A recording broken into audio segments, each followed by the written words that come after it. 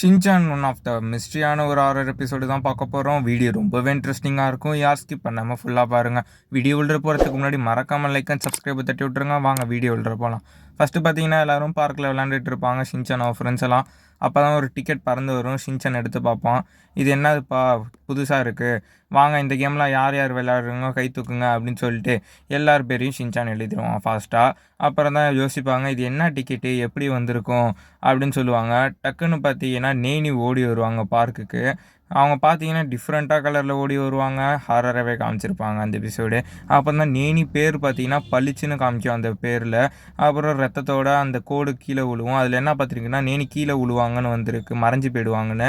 அப்போ பேசிகிட்டே இருக்கும்போது பார்த்தீங்கன்னா நேனி டக்குன்னு காணா போயிடுவாங்க. அவங்க எங்கே போயிருப்பாங்கன்னு பார்த்தீங்கன்னா குழியில் கீழே விழுந்திருப்பாங்க. அதனால தான் காணா போயிருக்குன்னு அந்த லெட்டரில் வந்திருக்கும். அதுக்கப்புறம் தான் யார் தோண்டிங்கன்னு சொல்லிட்டு நேனி ரொம்ப கத்திட்டு இருப்பாங்க. அது வேறு மாதிரி பிக்சரில் காமிச்சிருப்பாங்க நம்மளுக்கு. அதுக்கப்புறம் தான் கசாமா யோசிப்பான் இது என்ன இது சொல்கிற மாதிரி நடக்குதுன்னு சொல்லி யோசிச்சுட்டு இருக்கும் போது போவை பார்க்க சொல்லுவான். ஏன்னா போக்கு தான் அடுத்த சம்பவமே இருக்குது.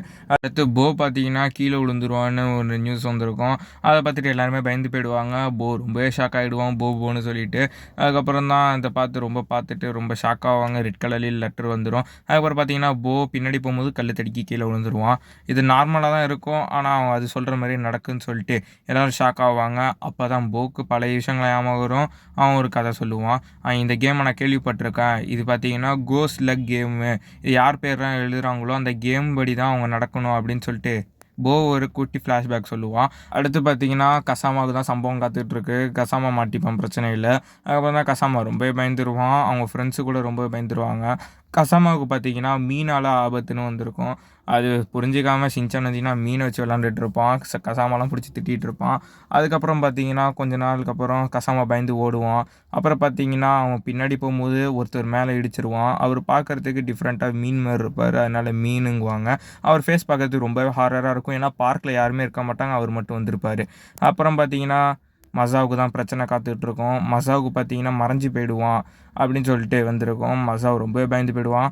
அப்புறம் தான் ஷின்சான் சொல்லுவான் இந்த உலகத்தை விட்டே போயிடுவாப்பா அப்படின்னு சொல்லும் போது அப்படிலாம் இருக்காது ஷின்சான், ஏன் ஷின்சான் நீ வேறு பயம் கொடுத்துன்னு சொல்லிட்டு பயப்படுவான். அதுக்கப்புறம் தான் போச்சான் சொல்லுவான் மசாவ் நீ மறைய ஆரம்பிச்சிட்டேன், உன் காலை பாரு அப்படின்னு சொல்லும் போது மசாவ் கால் பார்த்தீங்கன்னா உண்மையிலே மறைய ஆரம்பிச்சிடும், கை கூட மறைய ஆரம்பிச்சிடும். அதுக்கப்புறம் தான் மசாவ் ஒரு பக்கம் தூக்கி போட்டுரும் பயத்தில்.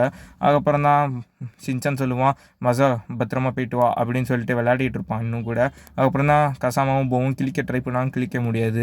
அதுக்கப்புறம் அந்த லெட்டரை கிட்டக்க வந்துடும். அதுக்கப்புறம் ஷின்சான் பார்த்தீங்கன்னா அந்த மார்க்கரால் பேஜை மாட்டி விட்ருவான் லைனை. அதனால் மசா மறைய மாட்டான், திரும்ப மறைஞ்சிருவான். அதுக்கப்புறம் ஷின்சான் திரும்ப கோடு மாற்றி விட்ருவான்.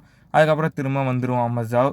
அதுக்கப்புறம் பார்த்தீங்கன்னா அந்த லெட்ரு திரும்ப இப்படி வந்துடும். மசாவும் திரும்ப மறைஞ்சி போக ஆரம்பிச்சிருவான். அதுக்கப்புறம் லாஸ்ட்டாக அவன் மறைச்சி விட்ருவான் ஷின்சான். அதுக்கப்புறமும் வந்துடும். லாஸ்ட்டாக அழுத்தி மார்க்கரை வச்சு போட்டுருவான். அதுக்கப்புறம் தான் மசாவ் ஸ்டெடியாக நிற்பான். அதுக்கப்புறம் மறைஞ்சே போக மாட்டான்.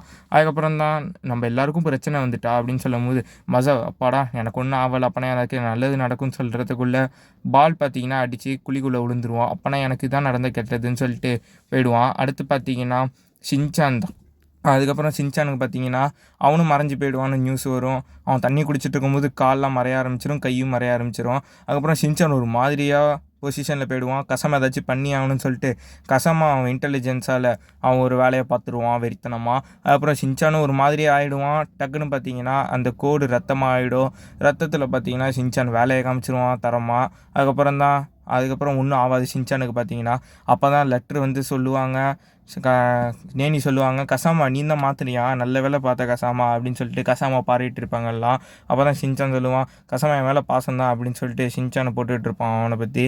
அப்புறம் தான் இந்த எபிசோடு ஹாரராகவே முடியுது. வீடியோ பிடிச்சினா மறக்காமல் லைக் அண்ட் சப்ஸ்கிரைபை தட்டி விட்டுருங்க. அடுத்த வீடியோவில் கண்டிப்பாக பார்ப்போம்.